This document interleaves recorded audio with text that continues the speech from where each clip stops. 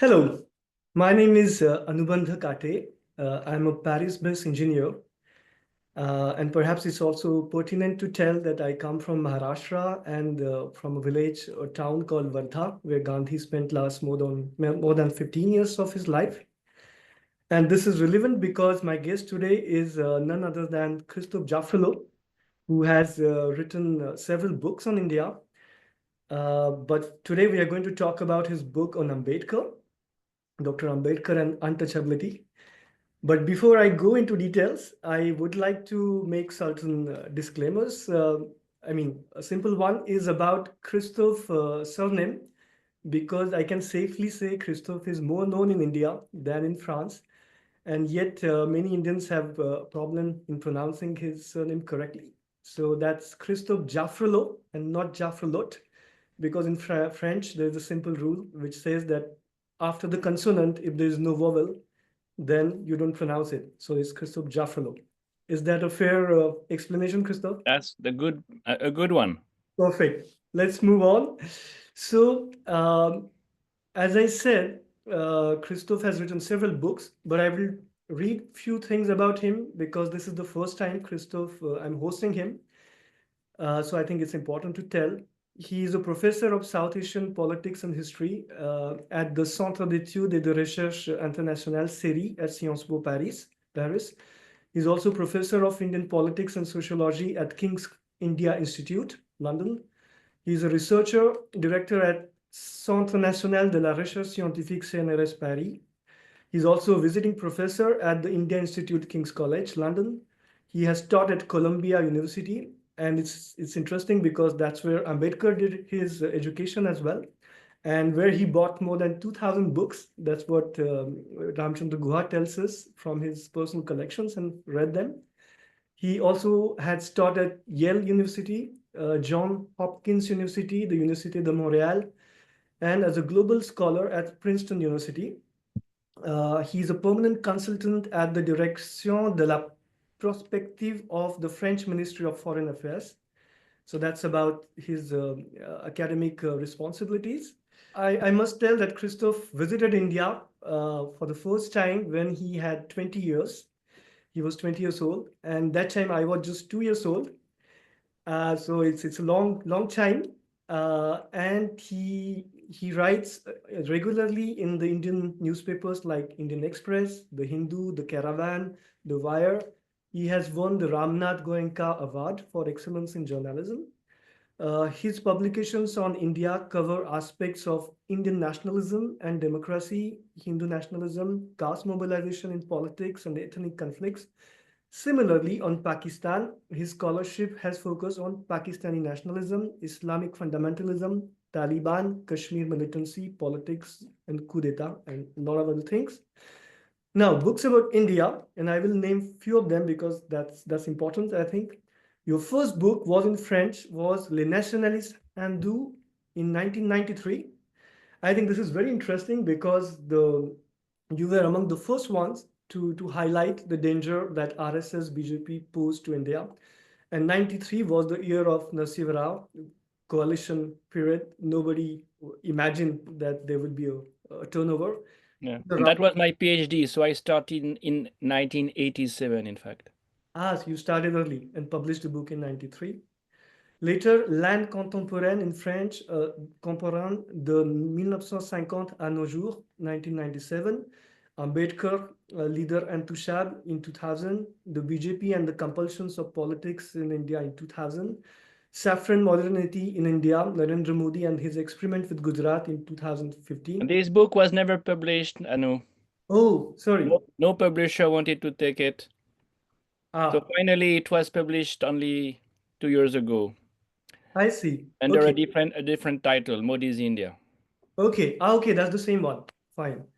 Then Majority in State as well, how Hindu nationalism is changing India, 2019. India's first dictatorship on emergency, that was in 2020. Then a book, Modi's India, you just said, and the last one, Gujarat and the Modi, and of course a book on Bombay in French in 2024. This is about India, but I think most people in India might not know that he has also written extensively on Pakistan. So the list goes: Le Pakistan 2000, Le Pakistan Carrefour de tension régionale 2002, Pakistan Nationalism Without a Nation 2002, A History of Pakistan and Its Origins 2004, Le Syndrome Pakistani 2013, The Pakistan Paradox, Instability and Resilience 2015, Pakistan at the Crossroads, Domestic Dynamics and External Pressures. I think I cannot think any other author, commentator on India other than Ramchandra Gruha, who is so prolific a writer there, like you. So I made a count on Wikipedia. It accounts to 24 books on India, 7 on Pakistan, 1 on South Asia, 3 on other topics. That's 35 books. And I'm sure it's not the correct figure. You perhaps have written more books. So that gives an idea. Uh, Because there are books which are neither on India nor Pakistan, but on populism or nationalism. But we will not enter into that. Right, right. Time is short and it's precious. I have lots of interesting things to talk. But yet I will continue because I think it's important to give the context. You are consulted by political observers everywhere in the world, by policymakers, by diplomats and strategists, intelligence agencies. For example, you were awarded the Briand Prize for Geopolitics by the Defense Ministry of France for your book Le Syndrome Pakistani. Then again, you learned Hindi at INALCO, that's Institut National de Langue and Civilisation Orientale, Paris. And for Indians, it would be interesting to know that in case tomorrow there is some problem with Indian languages, we can come to INALCO and learn them: Hindi, Marathi, Telugu, and lots of them, Urdu. Yes, Christoph, just to wind up to your introduction, I must also tell that your observations often have a foresight, a vision, there's anticipation. For example, I told you about the rise of BJP and RSS that you picked up very early. Then you also have talked a lot about environmental issues like pollution, like water scarcity problems for India. I watched your interview recently on The Wire. You were talking about how India should prepare for 2050, how we should plan our economy and employment and a lot of other issues. So I see it's not just a plain commentary on the present or the past, but you also take things forward. And that's very rare. Uh, I will give a last example. I also listened to one of your interviews where you were talking about the proportion of different religions in prisons in India. And you said very rightly that the proportion of Muslims in Indian jails, Indian prisons, is way higher than their proportion in the population. And Yeah, interestingly, you said in Kashmir, it's opposite. Is the it Hindus? was. It It was. was. It has Right. changed. Yeah, Okay. The Hindus were represented more than the population. yeah. So yeah, I think this is all the praise that I have, which deservingly is yours, Christoph. But the Ambedkar tradition also says that with this comes also the responsibility to ask you difficult questions. I have planned them, but for the end, as a strategist, I will keep them at the end. Okay, so let's begin. My first question to you would be, uh, why was the inspiration? I mean, why and how this book came into being? Yeah. No, every book has a history behind, but that one has a very particular history behind. In fact, I was initiated into Ambedkar studies by Olivier Ehrenschmidt, who was in Nanterre University at the helm of the anthropology department, and who was very closely following in the late 80s, early 90s, the publication of what we call the Blue Books, collected works of Dr. Ambedkar. The government of Maharashtra had decided to publish all the speeches and writings by Dr. Ambedkar. And the first volume was published in 79, but there was a long gap after that, very long gap. Finally, by the late 80s, early 90s, many volumes were published. And Olivier Rundschmidt was very much interested in this, asked me to bring books back from India. I was going to India more often than him. And we started to read them together. And I started to teach on Ambedkar. And in fact, the book is the byproduct of a course. It is the only time I did that. Usually it is the reverse. You write a book and you teach what you have written. No, this time I really tested, if you want, uh, the relevance of Ambedkar's sociology, sociological thought, anthropological thought, with MA students doing anthropology in one of the best universities for anthropology in France, that is Nanterre University. So yes, there is a history behind. The book was published now 25 years ago in French, and then it was published in English, in Tamil, in Marathi, in Malayalam. It has been translated into Gujarat, but we don't find a publisher for the moment. Um, yeah, it's Right. very important to mention that a book has a life. True. And more today because the Constitution and Ambedkar and all these issues are coming back. You also talked about Eleanor Zeliot as an inspiration Of in the course, introduction, of course. right? Yeah, the person who did it first, the PhD, Eleanor's PhD was defended in 69. It was not published before many decades. So I met Eleanor. We had great conversations. There were two people who were really studying Ambedkar before the wave of Ambedkar studies. Mm. She was the number one. Gail Omvet was the number two. And these two women had done a great job. But when I published my biography in 2000, there was no other biography except, of course, a one by Dana J. Kerr that is published for the first time in 54 before he died, and that is therefore incomplete. Right. When I read your introduction, you also said that you haven't written the biography in the usual way. You're not a serial biographer, as you said. We will come to that later. But I would also like to say that when you said why Ambedkar was the most neglected public figures, you have given a few reasons there. And you said that there were two major reasons. One was that there was a disapproval or a kind of a fear that Ambedkar aroused within the Indian establishment, which means I take it as political, social, economic elite of India establishment, Intellectual elite as intellectual well, as well. as well, to add to the list, right? And second reason you gave that he was kind of ostracized because he was seen as a traitor, a collaborator with the British, unpatriotic. In today's language, that would be anti-national, urban Naxal and all. So the fact now, if I can make a logical deduction of what you have written, that would mean that by writing this book, you have decided also to break that fear Yeah. and also to not to ostracize anymore Ambedkar. Is that a fair Was the deduction? plan, and that was really something we wanted to do, both of us, with Olivier Rundschmidt. In fact, we had also another plan to book, well, to sorry, to edit a book of his collected writings for that very reason. But yes, I would emphasize one dimension, that is, why have the Indian social scientists neglected Ambedkar for so long?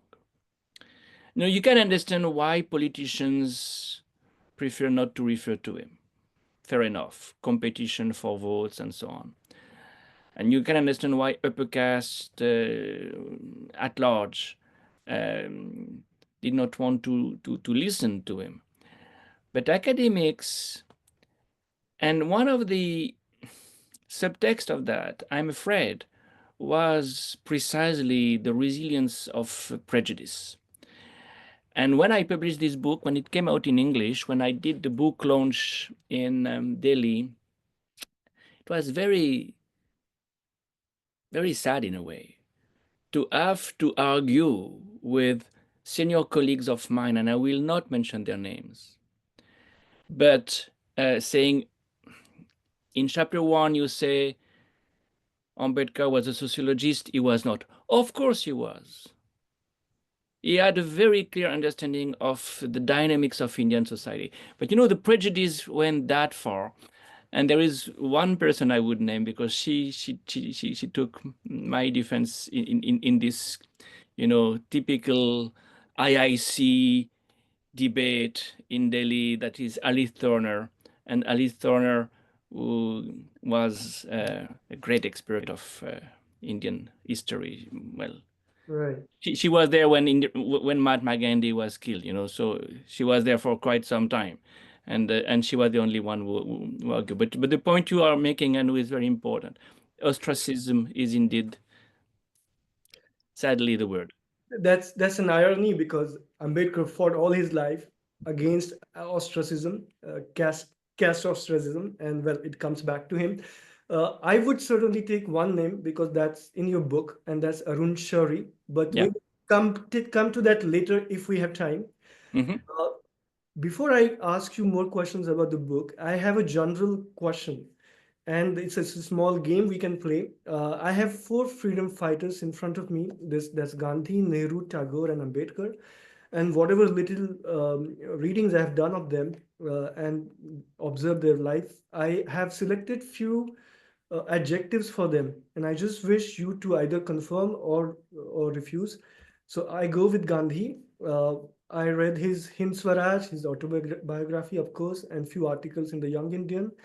For me, he is simple, righteous, humanist, steadfast, courageous, spiritual, great communicator, unifier, and honest. And you should say also conservative.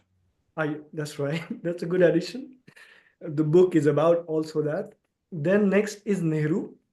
I read his autobiography, Discovery of India, Glimpses of World History. To me, he comes as a rationalist, a scientific, someone who has a scientific temper, egalitarian, visionary, connoisseur.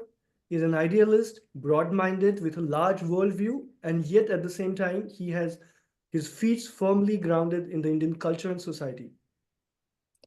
You could also say pragmatic. And when you say idealist, you know what he said? I am a practical idealist. Nehru himself said, if you are only an idealist, it would take you nowhere. But of course, pragmatism goes with some price. Right. And that's also quality that Ambedkar has, and you talked about it in the book. Yeah. Before Ambedkar, I have Tagore, and Tagore, I read his nationalism and few novels. So he was a literary genius, he was creative, he was idealist, he was sensitive, humanist, philosopher, rationalist, open and welcoming to the world. Yes, you can indeed see in Tagore someone who rejected nationalism. And you said you are freedom fighters. Yeah, freedom fighters, but freedom fighters are not necessarily nationalistic. Mhm. And I would say for Tagore, universalism, universalistic, probably, uh, describes in even more clearly. His interaction with Japan is absolutely fascinating. True. So, yeah, I would use this word, universalistic. Right. No, his book Nationalism is a must-read book, I would say. And not many people know that he wrote about politics so extensively. Yeah. Ambedkar is the last one, and I read his Annihilation of Caste and Partition of India, Pakistan or Partition of India. He was undoubtedly a genius, a rationalist, a clinical, critical, coherent, radical, rebellious, courageous, iconoclast, uncompromising, determined, integral, righteous, and pragmatic. I said, yeah, No, I would add two adjectives. hmm, One is articulate, true. and compared to all the others, is the most articulate. And then humanist. Right. So by articulation, do you mean a great communicator? No, a No. great thinker. A man who has a brain and who uses his brain logically. True. Okay. In the book, thank you, we have discussed in at length Ambedkar-Gandhi relations. You have discussed. You have also talked about Ambedkar and Nehru relations. We don't know much about how the relationship was between Tagore and Ambedkar. Do you have few words? I can't say anything on this relationship really. No problem. Yeah. Okay, let's move on. Now, I would like to talk about the approach of the book that you said. And you said, so Ambedkar's struggle was for the sociological thoughts. I mean, his strategy of emancipation that you wanted to understand. It was not a chronological biography in the classical sense. It was a tactical understanding of his maneuvering and actions, right? And you observed him, you studied him as a social reformer to politician, as well as an intellectual. But you also admitted that he was not a great organizer. So, talking about the strategy of the book, could you tell us a bit more? Yeah, the book was an attempt at understanding the different entry points we needed to compare for understanding Ambedkar's approach of the key issue that was untouchability. So there are different entry points. Number one is intellectual. He tried to understand how the caste system worked first. As a student, of course, in Columbia in the first place, and then in the LSE in London. By the way, we have just published a book on Ambedkar in London with two colleagues. Well, edited this book, which is now available in India. And it's an interesting one because in London, he also continued to acquire the sociological background for the understanding of the caste system. He wanted to know how it worked before fighting it. And that's the second point. He becomes a social reformer, creating newspapers, creating associations, fighting. You have the Mahat Satyagraha, for instance. That's social movement. Third, he entered politics, created parties, the Independent Labour Party, the Scheduled Caste Federation, the Republican Party of India. Fourth, he joined hands with rulers, be they British or congressmen, to get pragmatically something for his people, for the Dalits. And fifth and last, he realized that something else had to be done. And that's why he converted to Buddhism, considering that within Hinduism there would be no hope of emancipating himself, no hope for the Dalits, no escape from the caste system. So as very often in my books, it's a kind of chronothematic plan. You follow a timeline. You begin with the understanding, you end with the conversion. But of course, you have themes, and they recur. Now, the conversion question, for instance, emerged as early as 1935 when he said, "I will not die a Hindu." But between 1935 and 1956, he doesn't implement anything. So it's a chapter on conversion that is chronothematic because it follows a chronology, but it's on one theme, conversion. Right. We will come to all these aspects in detail if time permits. But I wanted to cite just one example of his strategic mind and his readiness to compromise. It's about the Mahad Satyagraha. The Satyagraha in Chowdar Tank, Mahad, that he launched in December 1927. And he was to make some action there. And the district magistrate urged them, Ambedkar and his colleagues, to maintain peace, and he said that the upper castes have filed a case in the court, you know as that being a private property. So Ambedkar, he postponed the satyagraha and instead organize a procession around the water source. And this shows that he understood that the case has now gone to the courts, and that's his home turf. He was an expert at the legal terms and constitutional and other aspects, so he knew that there's no problem there. He could handle it, and in fact, he won the case afterwards. So he knew also where to stop and not just go straight. Yes, but I would not call that a way to compromise. It was a way to test all the possibilities that were open. But when these possibilities somewhat failed, it changed track. In the case of Mahad, it's very interesting. There are two movements. The first one that you have described, and then when the upper caste leaders of the village decided to purify the tank because it had been polluted by the Dalits, then it changed gears. And the next phase, the second Marat Chakra, is the moment when he had the Manusmriti burned, when he had a remarkable speech saying that we are here for freedom. And he said, my model is the French Revolution. We are doing in Mahad something that is replicating what the French have done in 1789. So he has certainly tried the court, but Right. immediately after that failed, changes his strategy. Right. Since you mentioned the Manusmriti, that incident where he burnt it, I must also tell that after he made the constitution, people call him a new Manu, and Arun Shourie called him a false Manu. Well, we will get into that later, again, if time permits. But coming back to this discussion, that India had, and Ambedkar explains it quite in detail in Pakistan or Partition of India book.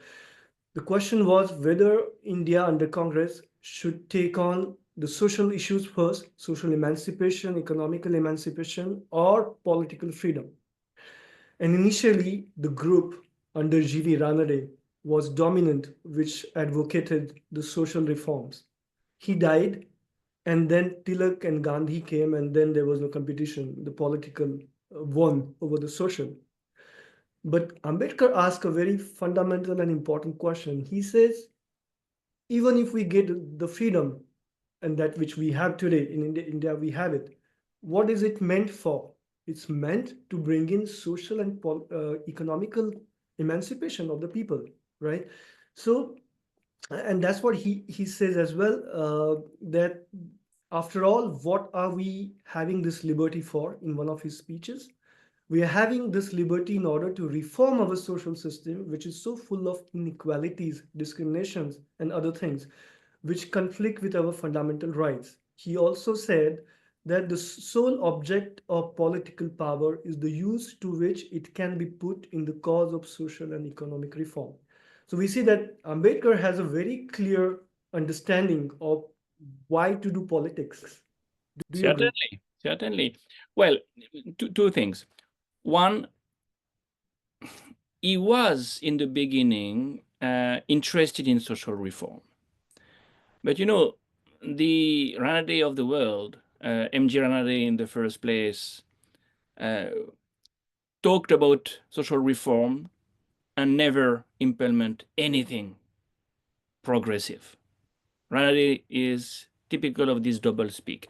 Mahatma Gandhi in the same way. Mahatma Gandhi could promote equality.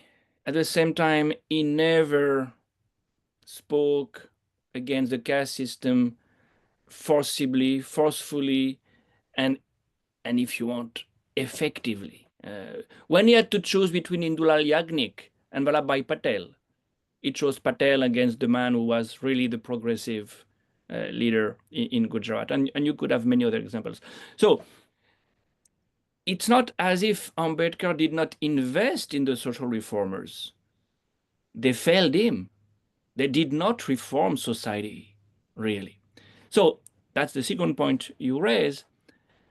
Yes, you had to use the politics. You have to go via politics for changing society, not from below, but from above. And that's why to be at the helm of the drafting committee of the Indian Constitution was so important for him, because you could frame a constitution that could help to promote equality. And that's why you have such a long constitution with so many articles. In which constitution in the world do you have an article saying, by the way, everybody should have access to shops, to wells, to schools? Where else do you see that? In India only. True. Mm. Right. Now I have just to lighten the discussion, perhaps. I found two interesting things in your book, and it was a revelation for me, although I come from Maharashtra. You said the name Maharashtra has possibly an origin with Mahar, Rashtra, land of the Mahars, and that was quite a new thing for me. You also said that Madhya Pradesh was earlier called Madhya Bharat, and which makes sense. Yes. Yeah, well, Madhya Bharat was the western part of Madhya Pradesh. You have the central provinces. That was in two parts at that time. Madhya Bharat was from Gwalior to Khandwa via Ujjain. Yeah. Right. Before we talk now, differences between Ambedkar and other reformists of that time and during his time, I would like to make few comments about the French connection which Ambedkar had. And you mentioned about the État généraux and Mahar example, but about equality, the French Republican motto. And he has very interesting words about it. He says, fraternity and liberty are really derivative notions. The basic and fundamental conceptions are equality and respect for human personality. Yeah. And if there is one thing that defines the French political culture, it's equality, True. even more than liberty. Because there is a contradiction between equality and liberty. How can you be equal in a society where you are free to dominate the other? So for the French revolutionaries in the first place, equality is sacrosanct, and liberty has to be contained if it goes against equality. No, this is absolutely key, but and this is why he's a sociologist, is so Mhm. good at distinguishing different forms of hierarchy. And he says, in France in 1789, there could be a revolution because the third estate was big enough. Again, the aristocracy. In the third estate, you had the peasantry as well as the bourgeoisie. In Russia in 1917, you could have a revolution because the proletariat was large enough. You could bring together workers and landless peasants. In India, you can't get a revolution because you have graded inequality. And this concept of graded inequality is so powerful. It's not that you have the higher and the lower. You have the highest, the higher, and the high. And you have the lowest and the lower and the low. Because within each caste group, you have subdivisions. And his objective is precisely after understanding that to bring together at least the Dalits, because they are also very divided. Right. So every grade has something to hold on of Exactly. interest, except those who are very at the bottom. Yeah, but you could never find someone at the bottom. Everyone will claim, no, no, no, no, there is someone below me. Right. This True. is the syndrome of the caste system. You need someone below you, and you need to imitate someone above you, and therefore you do not join hands with those who are around you. Right. Now, to understand the difference of Ambedkar's politics or his vision compared to other reformers, I must tell, and as you mentioned in the book, that he came from Maharashtra, which was a land of reformers. And you give another example of Tamil Nadu, like Periyar, Yeah, the other much more reformers. reformist. Right.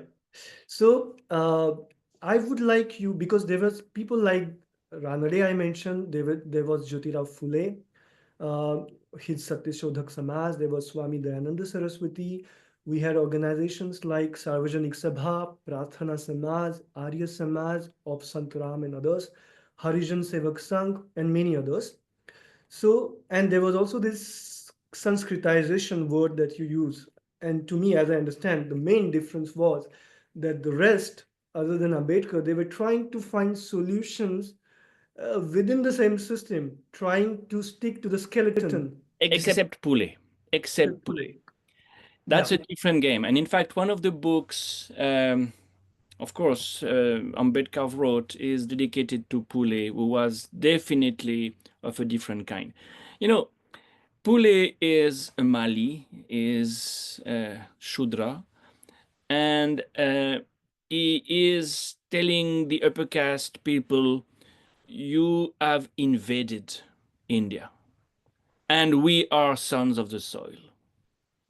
So he gives an ethnic, I would say, solution to the caste system. Low caste people can opt out, can be different, can leave the caste system because of their ethnic identity, which is exactly what the Dravidians will do in Tamil Nadu, in Madras presidency, saying the same thing. You Brahmins are Aryans, you are coming from outside, we were there before, so we are not below you, we are elsewhere. Ambedkar will do something very similar by converting to Buddhism, saying we are not part of this Hindu structure. We are elsewhere. We are different. So this idea that you ethnicize the caste, you transform the caste into an ethnic group on the basis of the kind of blood that runs in your vein or on the basis of the religion you're following, this is a very powerful tool that Pule initiated as early as 1873 when he created the Satyashodak Samaj, but that Periyar and then Ambedkar inherited from him. right. Nehru also talks at length in his book, The Discovery of India, how India initially was Hindu, and then, of course, with the invasion of Aryans and who were the Brahmins, and they dominated the Dravidians, the local ones. And Ambedkar claims that Mahas were the Dravidians as well. Then Nehru says that yes, somehow the Hinduism receded because of the problem it created. Then Buddhism came as an answer to it. It spread not just in India, it went even outside India. But then again, it receded, and we had Hinduism again back with the Brahmins. And there, Ambedkar says that the Mahas or the untouchables were the people who refused to go and join the Hinduism because they didn't want dominance of the Brahmins. They didn't want to stop eating meat and other things.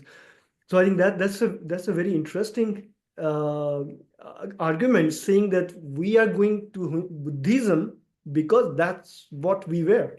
Yeah.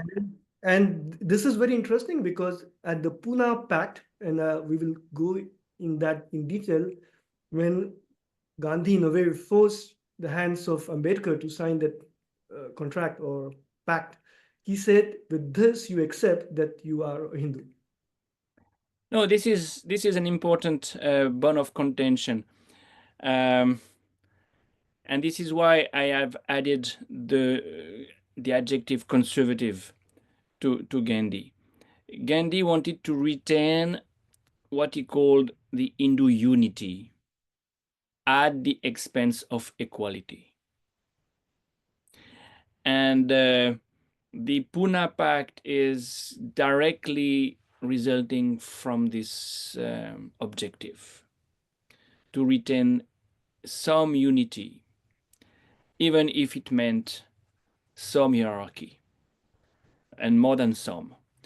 So the way Gandhi somewhat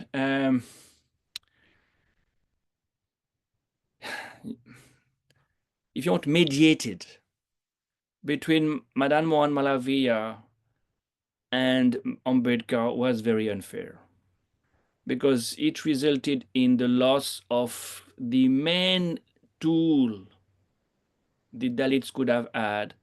A separate electorate would have meant that in the assemblies, some Dalit members of the assemblies would have been accountable to the Dalits. Right. Before we get into electorate, I just wish to finish that initial part, and I will put forward few themes, and then I will invite you to comment on. There was also one tradition of that's called Bhakti tradition, and that was with Tukaram and Chokhamira and other saints. And the argument there was that why need the priest, why need the Brahmin? We can have a direct relationship with God. And then Brahmins also use that in saying you have to become like Chokhamela to attain certain privileges. So that was one new Ambedkar did not believe in this route. He said, truth. why do you want equality out of the world? Because that's the best. You can't be equal only as world renouncers. Right. You have to be equal in society. And he said, we should not ask for enter temples which are uh, somewhat governed by upper caste. So the entry temple agitation that was there till the 20s, 30s, was something finally he denounced as a form of slavery. Right.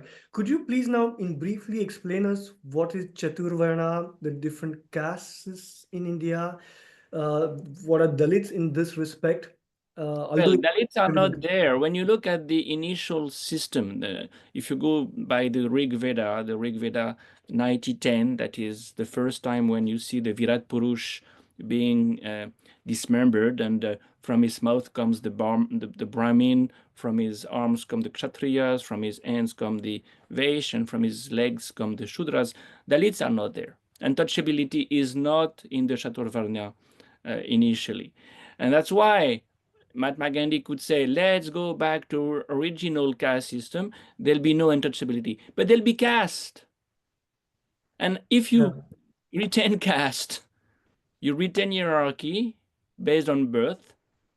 And how do you get rid of untouchability? Right. At the most, apparently Gandhi was ready to restrict to four varnas, but and give up the caste, but that was the maximum he could concede. Then we will talk a little about Mahars, and I mean they were the dominant caste among the caste of Chambhar, Mang, and Dhor, and others. And the traditional jobs that they did, not all of them were of low order in a way. They also had important jobs like military postings. They were highly posted in military. They would also dispatch the courier and other stuff. So, could you tell us a bit about Mahas, the context? Yeah, in fact, it's an interesting case because, of course, they were very low in the caste hierarchy, but among the Dalits, they were probably the quote unquote highest. Um, and they were mobile because they had to carry news. They have to take the messages when anybody died or got married in a village, because of exogamy, village exogamy. You had to take the news to the rest of the family, and they had therefore to be articulate and mobile, as I said, geographically but also intellectually. And of course, even more importantly, they joined the army, and that's an old tradition.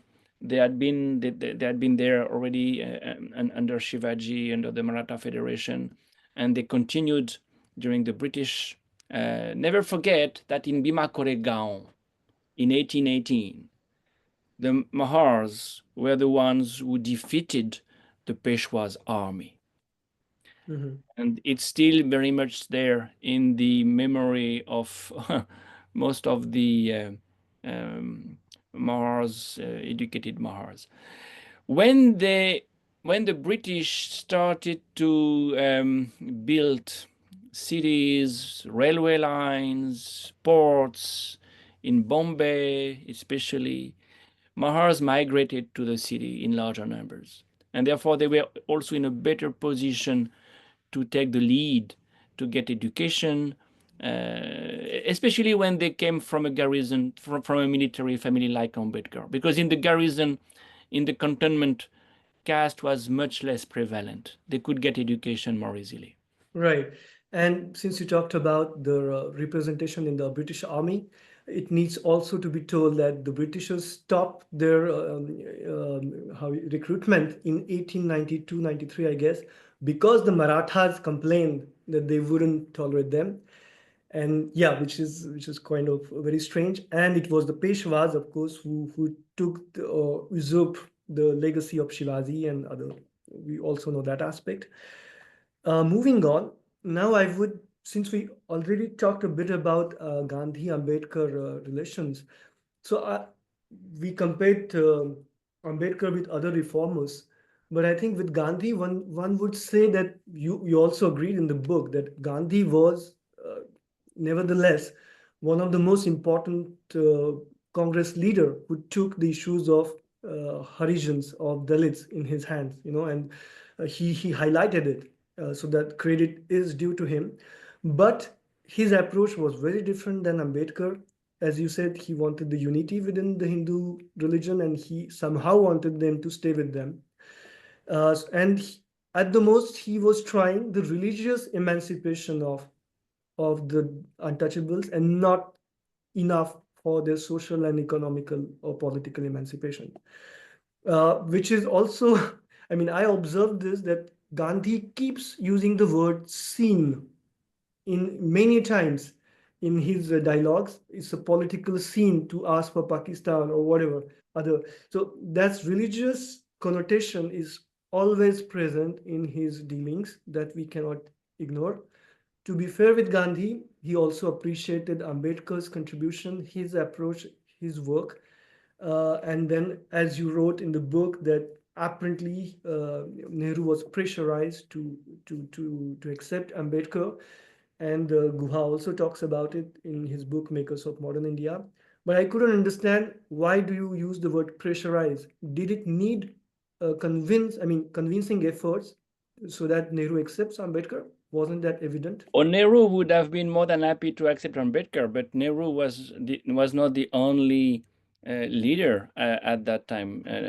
Never forget that Vallabhbhai Patel was very strong and was holding the organization of Congress. And what about Rajendra Prasad? And Congress was a very traditionalist organization at that time.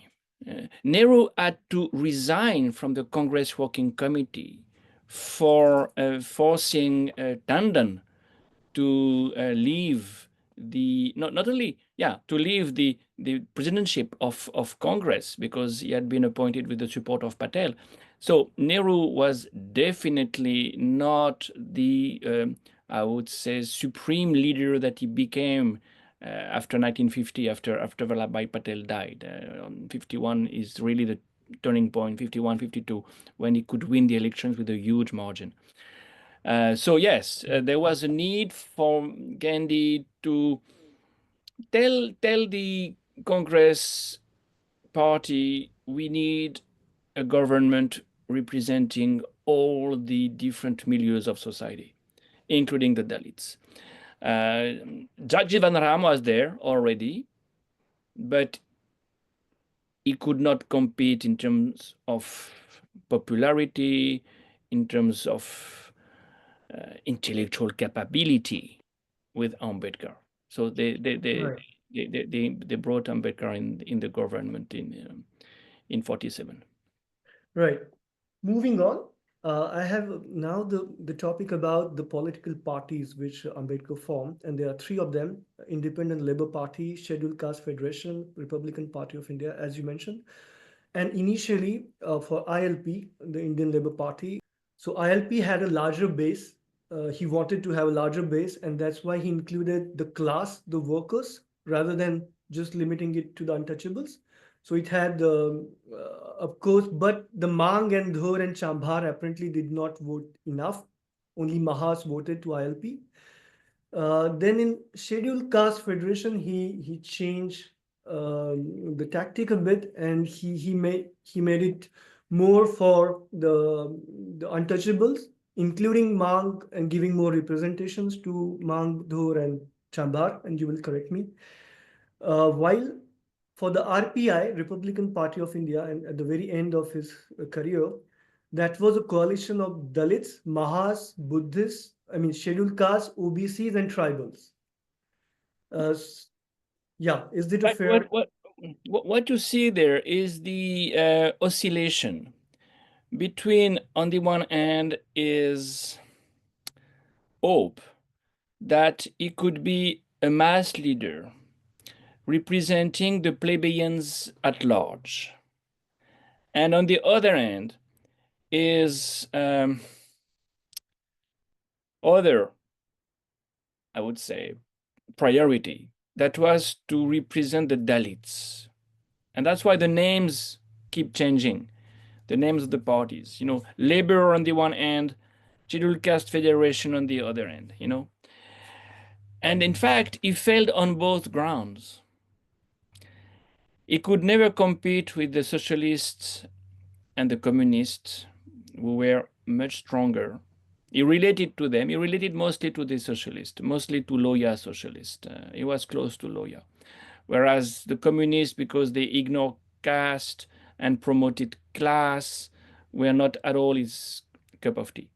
But he could not compete with them to be a labor leader, a workers' leader. And he could not either bring the Dalits together. And that was of course the irony. He remained a Maha leader for most of them, and could not even win seats in the first Lok Sabha elections for that reason. Okay.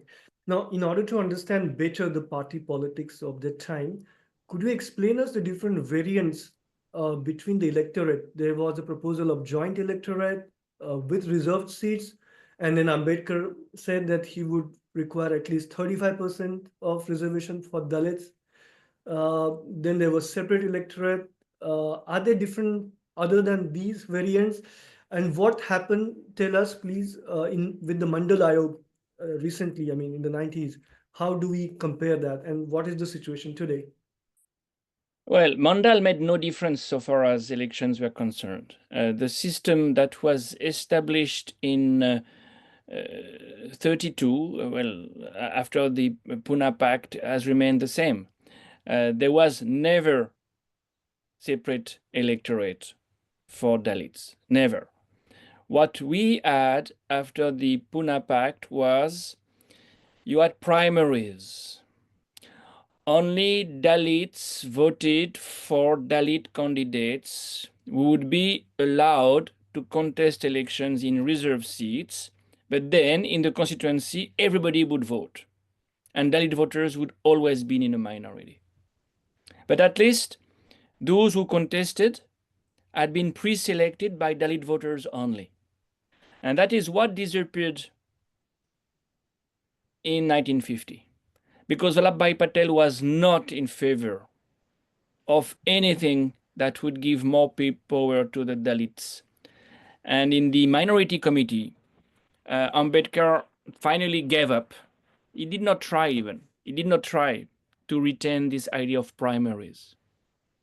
And therefore you add what we call chamchas. You have stooge of the Congress who certainly are Dalits, Mm. but elected by non-Dalits, It's co-option. Yeah. co-opted by dominant caste, upper caste people. Right. Okay. Now, because he did not have very much political success with his parties, that did not prevent him from collaborating with the Britishers, and it was highly criticized, especially during the Quit India movement and during the Second World War period. So, could you explain in brief his relationship with the Britishers and association and dissociation? Because he then went the Congress way when he saw that Britishers were leaving.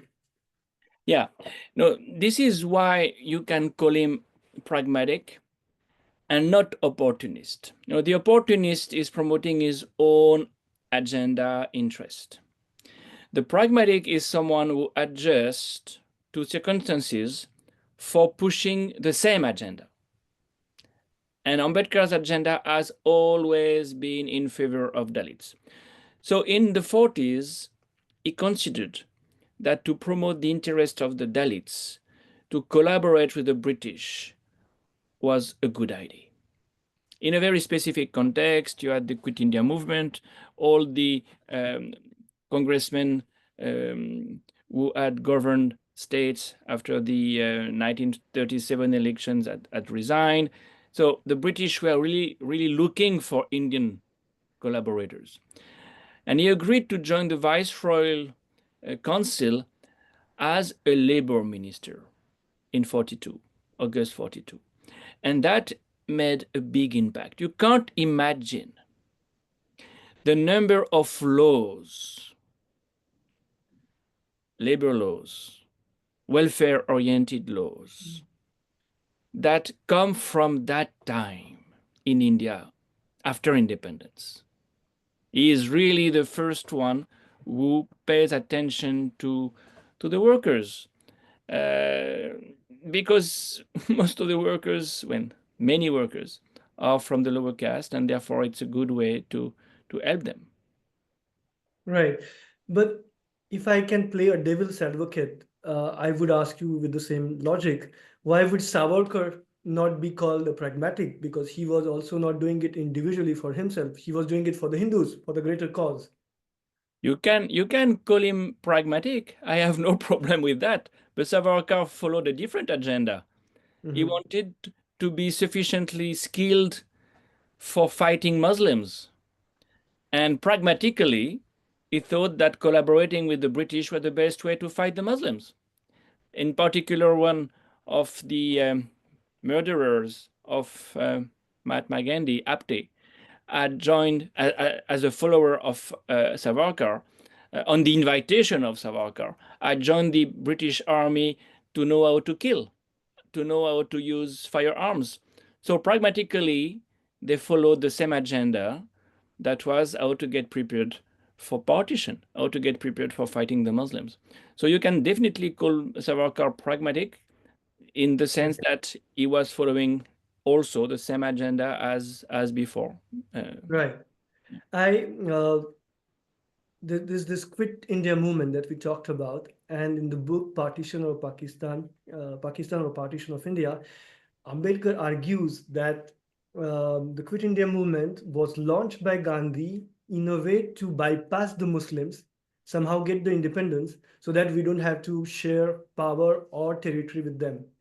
Do you agree with this logic? Yeah, this is very speculative. What is interesting there is at that time in the 40s, Ambedkar was asking for a separate territory for Dalits, the same way Muslims were asking for a separate territory, because they considered that there would be no peace for them, no equality for them in a Congress, in a Hindu Congress, as they said, dominated um, government. Um, Interestingly, Periyar was following the same logic, saying we want Dravidistan. Ambedkar wanted Dalitistan. Uh, Periyar wanted Dravidistan, and they met in 1944. And when Ambedkar had to propose the first template for a constitution, he did it in the late 40s, mid 40s. He said, "We want separate settlement for Dalits." So you see affinities between the demand for Pakistan and the demand for Dalistan. Right. We have about 10 minutes that with us. I have huge questions, lots of questions, especially also about the book Pakistan or the Partition of India. Maybe I will keep it for some other day, but I must tell my audience that this book I really recommend to them because it shows how Ambedkar anticipated or analyzed the situation of that time. He weighed in the flaws and opposites for Pakistan, or the possibility of Pakistan. He weighed in the Hindu-Muslim relations. He also said perhaps there could be a possibility to see Pakistan materialize, but we can try it for 10 years. We can have a plebiscite. After 10 years, we can have again a plebiscite and all that. But I really recommend this book to you. I will do talk a bit about a very controversial book, and that's by Arundhati, that you know, the Doctor and the Saint. Uh, this book for me sent shockwaves in the Gandhian world of Wardha and other places, of course. What's your assessment of this book, the annihilation of caste that she reproduced, and the introduction she gave? What do you think about this book? Well, I have no memory of this part of what I do remember is that the introduction is longer than the book itself, but I really can't say anything about that. Anu, I don't remember. I might not have read it very carefully, really. Okay, that could be one of the reasons, but I then would like to ask you the larger question. Uh, Gandhi was the father of nation. He's still. There are people like him, like Jinnah has the same stature in Pakistan, perhaps Charles de Gaulle here in France. And often it becomes very difficult to analyze the lives of such great men, you know, uh, with this excuse saying that otherwise there will be anarchy, otherwise there will be no trust. My question is it fair to analyze? And if it is yes, what is the best time? Because people say, why is Arundhati doing it now when Modi is at the helm? So how do you look at this aspect of analyzing the great leaders? Well, there is no, you know, inhibition in terms of time that needs to be observed when you do intellectual work. Uh, you will not fight Indudva by ignoring the limitations of previous leaders. You will fight Indudva more effectively by recognizing the limitations of previous leaders. So I don't think we should abstain from analyzing things sincerely uh, in the name of, if you want, priorities that would Right. be to protect. So Yeah, if I can play with words, then I should say nobody should be untouchable in that sense. Uh, exactly, exactly. Of course. No, that's why a big problem with biographies on Indian leaders is that they are hagiographies. right. Most of Absolutely. the time, 90% of the biographies are hagiographic. Right. Uh, okay, now we are very at the end of this interview, and yet I wish to talk about Thomas Blom Hansen, with whom you worked and you published a book.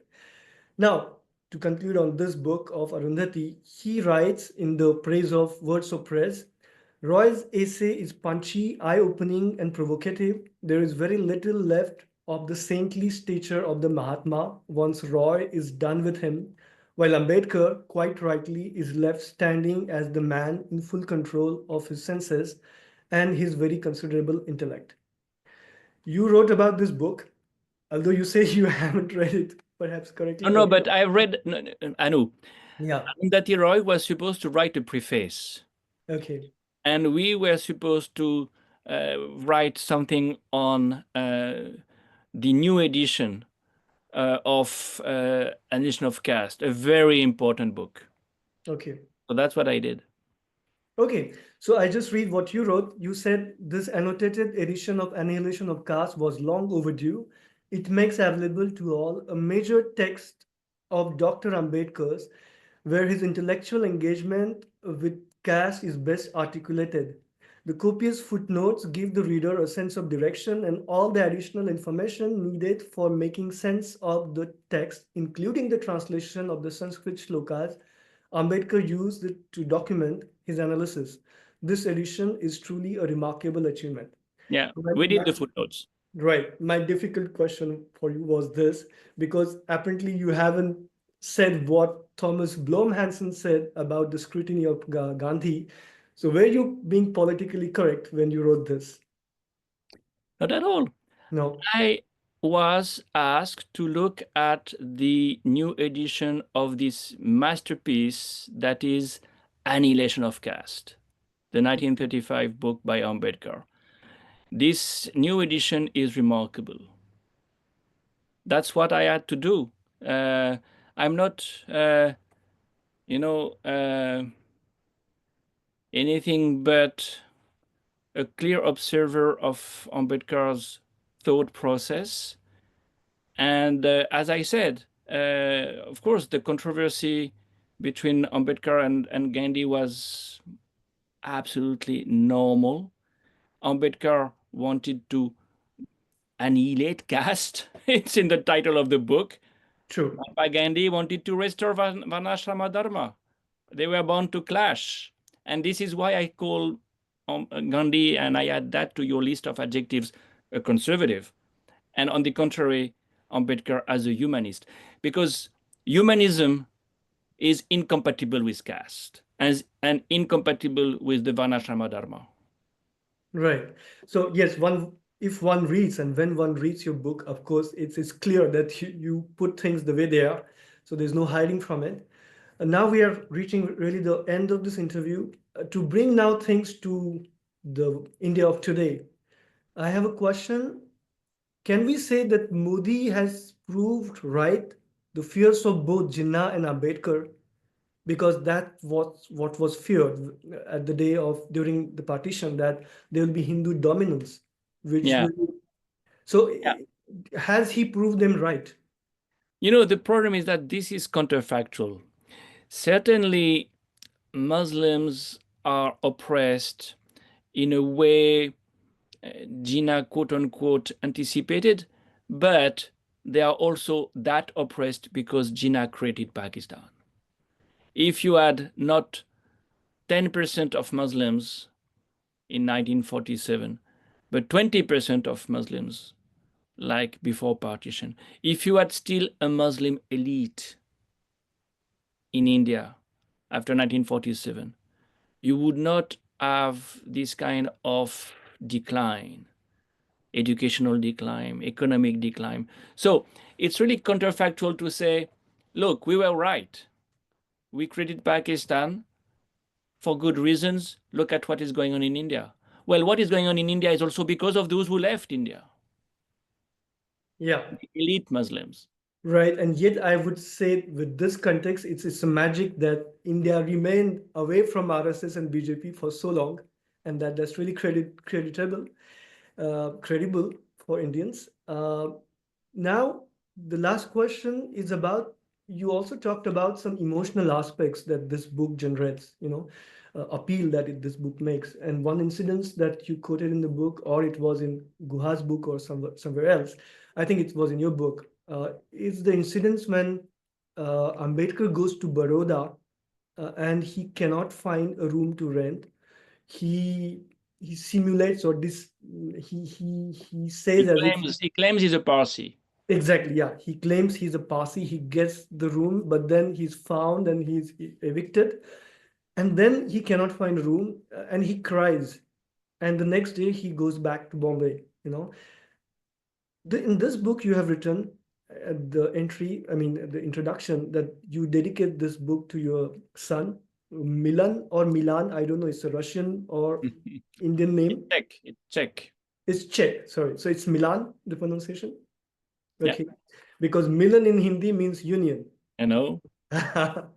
So you wrote, Dr. Ambedkar's life, even scrutinized dispassionately, generates emotions that he may share one day. Yeah. Has your son read this book? If yes, what does he think? I don't know.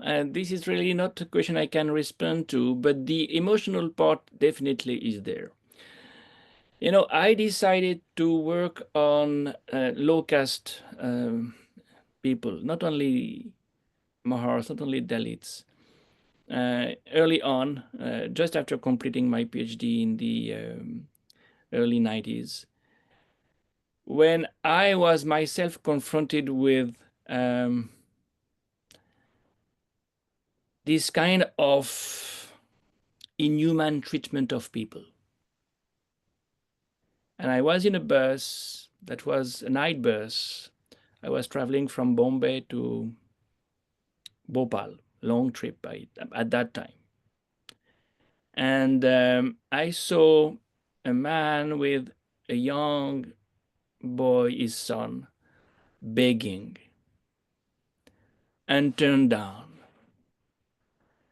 And then I realized that if I could do something useful as an academic, it was definitely to expose this social system. And who else had done it better than me before, except Dr. Ambedkar? So that was definitely an emotion. And those who say that intellectuals are emotion free have to acknowledge that it's part of the job. And what is more, I think, recommended is to precisely recognize that we are also moved by sentiments. It doesn't mean that the intellectual work that we do is not, I would say, objective and based on empirical sources and evidence and so on. But why do we decide to work on this topic or that topic? What is the personal motivation behind? It's rooted in some kind of emotion, and it's better to acknowledge that rather than conceal it and deny. So yes, I definitely think that the kind of emotions I have experienced by working on Dr. Ambedkar has helped me to be probably more complete Right. as a human being. Yeah. I can confirm as a reader of your book, and I'm sure all my audience also confirm that you have done this job exceedingly well. And it's a testimony, your work is a testimony to that. I thank you very much for this very candid conversation, for sharing all your views and thoughts about this. And I hope we will carry on this conversation. Thank you, Christoph. We will. Thank you, Anu. Thanks a Bye lot. bye.